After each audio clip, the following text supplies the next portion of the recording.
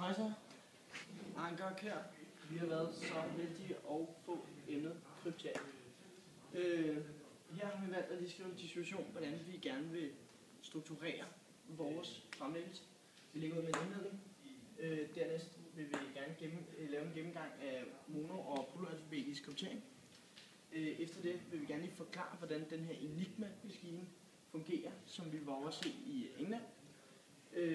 Dernæst vil vi redegøre for antallet af indstillinger på Enigma-maskinen, og til slut vil vi inddrage vores besøg på Bletchley Park, hvor man dekrypterede de her Enigma-maskiner. Yes, indledning. Kryptering i al sin enkelhed handler lidt om hemmeligholdelsen, beskæftiger sig med hemmeligholdelsen af et dokument eller noget materiale, som man ikke ønsker en tredje part kan se. Det kan man forklare med Bob and Alice-metoden. Vi kunne sætte et scenarie op, der hedder her, Bob er meget og Alice er meget forelsket, men der er den onde stedfar her i midten, som ikke vil have, at de ses. Derfor skal de udtænke en måde, at de kan kommunikere, uden at den onde stedfar kan se, hvad de skriver til hinanden. Det der sker er, at Bob han har en nøgle. Den kalder vi PA. Han har en nøgle, der ligesom skal kryptere hans klartekst. Klartekst er altså det, han gerne vil sige til Alice. Alice på den anden side har også en nøgle. Den hedder SA, kunne hedde. Og det er altså den nøgle, hun skal bruge til at dekryptere det, som Bob sender. Det der så sker er, at Bob sender den her klartekst ind igennem og krypterer den med sin krypteringsnøgle. Og det giver os så, at vi har en klartekst, der ser sådan ud. Vi har altså fået den dekrypteret af nøglen PA altså det er klar til at gå her. Dette transmitteres så videre over til Alice. Det her det gør så, at der står en hel masse underlige tal og bogstaver i en mærkelig sammensætning, som Stefan ikke kan forstå, så han giver det jo så bare videre til Alice, fordi det giver jo ingen mening for ham. Det vil jeg så sætte videre over til Alice. Alice, hun får så den her med en hel masse forskellige bogstaver, og hun kan så bruge sin nøgle til at dekryptere det molekyle, som der står i krypteringen. Så den kommer til at hedde S af A, parentes P, A, K'ene er lig med K. Så til slut der får hun så en klar tekst ud, hvor hun så får beskeden ud, om der kunne hedde jeg elsker dig så meget, Alice, eller et eller andet formskud. Så det er lidt, hvordan kryptering det fungerer. Jeg vil nu redegøre for monoalfabetisk og polyalfabetisk kryptering. Monoalfabetisk kryptering er også navnet antyder, hvor man bruger et alfabet.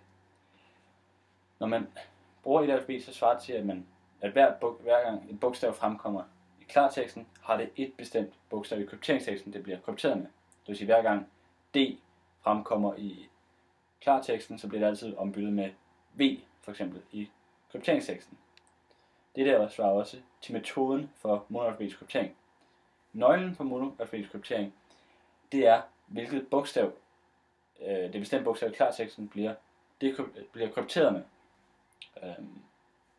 Og krypterings- og dekrypteringsmetoden er den samme ved for monoalfabetisk kryptering, det vil sige, at man bytter bare om på bogstaverne, sådan populært at sige.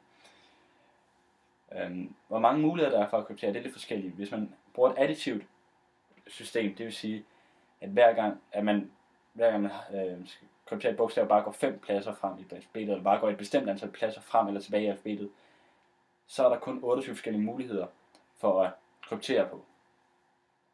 Dernæst, hvis man bruger et tilfældigt krypteringssystem, det vil sige, at A kan krypteres med 29 forskellige bogstaver, og B kan krypteres med 28 forskellige muligheder, og C kan krypteres med 27 forskellige muligheder.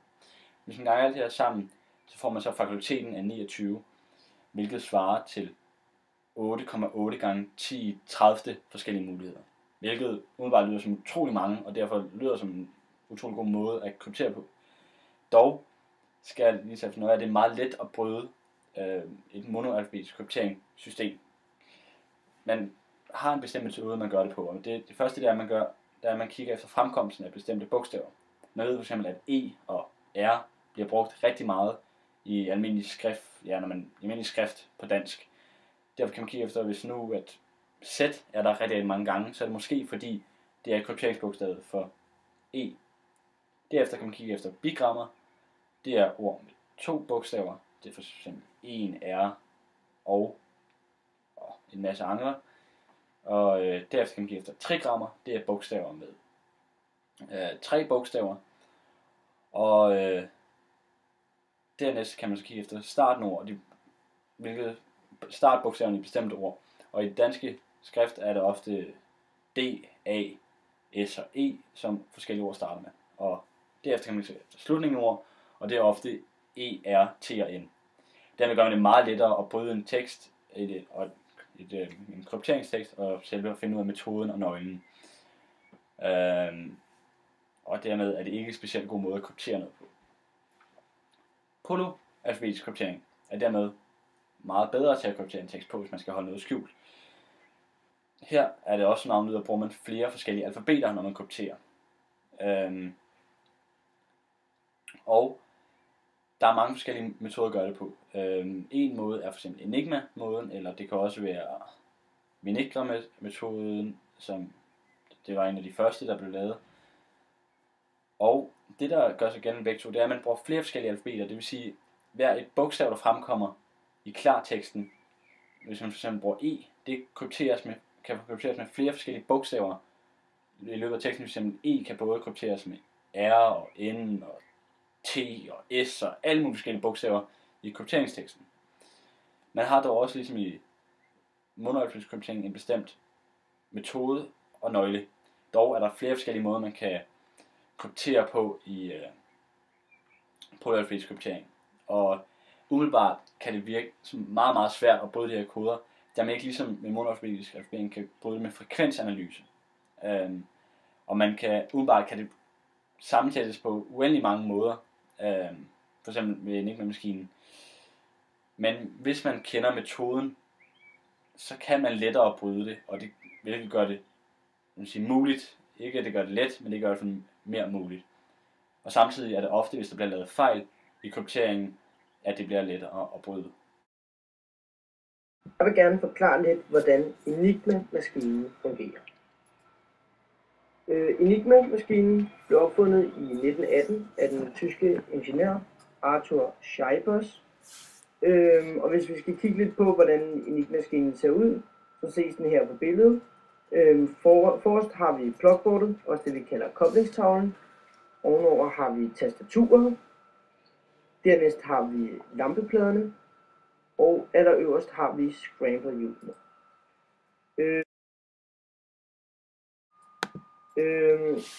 Hele den her krypteringsproces kan beskrives på den her måde med dette billede, vi har her. For at kryptere et bogstav, f.eks. A, tastes A på tastaturet, som det er set på billedet. Her sendes det så videre via en ledning og sendes til koblingstavlen, så sender den videre gennem scramblerhjul, enhedens hjul. Altså det er selvfølgelig kun, hvis den ikke er forbundet med en ledning på plugboardet eller koblingstavlen med et andet bogstav. Herefter sendes den til reflektoren og tilbage igennem scramblerenheden og koblingstavlen. Her vil den så blive krypteret til bogstavet F i det her tilfælde. Men som vi kan se nede i plugboardet er F forbundet med bogstavet D, så derfor bliver den så krypteret derover. Og der sendes så et signal videre til lampepladen, hvor bogstavet K er krypteret til, hvor det så er K, der er krypteret til, og derefter lyser D så. Dette bogstav giver man så videre til en operatør, der så sender det videre per radio eller morsekode. Ja, jeg vil nu redegøre for antallet af indstillinger på en Enigma-maskine. enkeltmaskine der er ligesom 3 led, hvorved der kommer flere muligheder for, hvordan den kan sammensættes, og hvilke bogstaver der bliver til hvilke bogstaver, der bliver krypteret til hvilke bogstaver. Det første her, det er koblingstavlen her. Koblingstavlen, den står ligesom et panel med alle 26 bogstaver i tyske alfabet, og som normalvis havde man 3 ledninger på en Enigma-maskine. Det man gjorde, det var, at man satte en ledning fra et bogstav til et andet bogstav, og derved blev der ombyttet på de 2 bogstaver, når det hele gik igennem en Enigma-maskine, når et bogstav gik igennem det. Og det gjorde man med 3 ledninger på en Enigma-maskine. Det vil sige, for det første ledning, man satte i, der havde man 26 muligheder for, hvor den ene ende skulle sidde. Den anden ende, der havde man 25 muligheder. Det skal dog divideres. Udenbart vil man også tro, det skulle være sådan her, men man skal dog dividere det med 2, da det går samme vej frem og tilbage gennem ledningerne. Så hvis det går den ene vej, fra det ene bogstav til andet, går der den anden vej igen. Derfor dividerer man med 2. Den næste ledning, den har 24 muligheder, fordi der er 2 bogstaver, der er optaget for, hvor den skal sættes, og den anden ende har 23 muligheder. Og igen dividerer man med 2, og skal igen ganges med den tredje ledning, som så har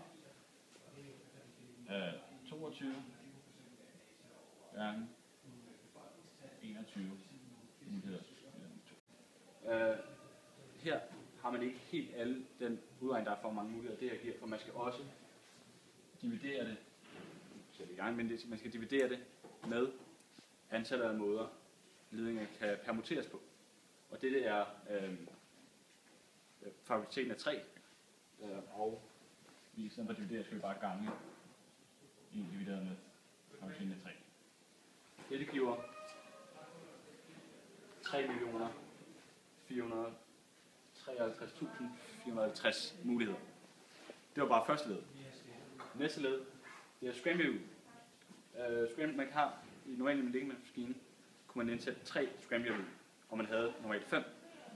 Det vil sige, på den første placering scramble kunne man sætte 5 forskellige scramble. Det vil sige, at vi har 5 her. På næste plads, her kunne man sætte ham på 4 hjul tilbage, derfor kan man sætte 4 forskellige hjul her. Og på tredje plads kunne man sætte 3 forskellige hjul. Derfor er det hedder så 5 gange 4 gange 3. Det giver så giver 60 muligheder. Og det ser dumt ud. Ja, sådan der. Dernæst, så er der altså en måde, man kunne sætte en på. De har alle hver 26 indstillinger, da det tyske alfabet består af 26 bogstaver. Derfor, det første hjul kunne sættes på 26 forskellige pladser, altså på 26 forskellige bogstaver. Det næste hjul kunne igen sættes på 26, og sidst kunne sættes på 26. Derfor vil man også bare skrive 26 i det tredje. Det giver også 17.516 muligheder. Alt her, når man har alt det her, så skal man gange det sammen for at få det samlede antal muligheder, der var på Enigma-maskinen. Og når vi får 3 millioner, det her, gange 60, gange 17.000, så giver det 3 billioner 400 milliarder og et langt tal, som jeg ikke vil stå og skrive op til det her, ikke kan huske eksakt tal i hovedet, men det bliver i hvert fald kæmpestort. Yes, på vores studietur var vi i London. I London der besøgte vi Bletchley Park, som var hjemmet for de her codebreakers.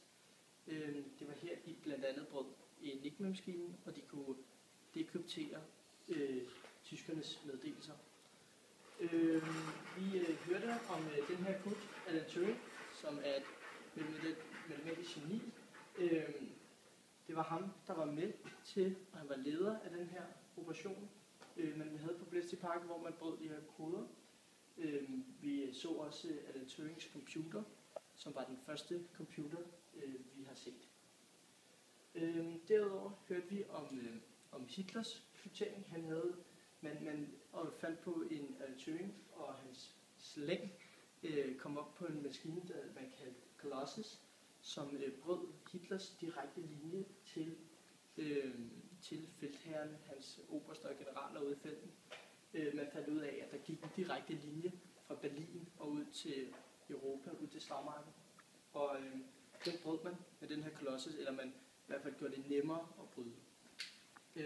Grunden til, at man kunne bryde det her Hitlers direkte linje, var, at der var en gut ude i felten, som var i tvivl. Han havde sendt en besked, han havde krypteret den og det hele og sendt den, men han var i tvivl om, den egentlig blev sendt.